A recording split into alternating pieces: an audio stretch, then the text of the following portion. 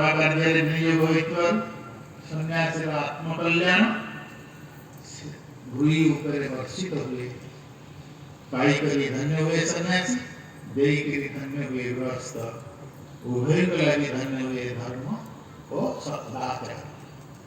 तेणु सच्चिदानंद महाराज जी आपनकर कल्याण वर्षित हो गृहस्थ मान ऊपर से माने देई करी धन्य होंतु आपण पाई करी भी धन्य होंतु।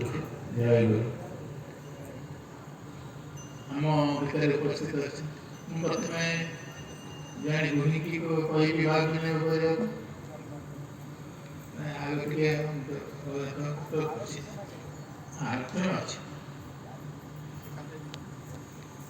हम भीतर उपस्थित अच्छी उपसभापति सत्संग उपसभापति श्री विजय कुमार महापात्र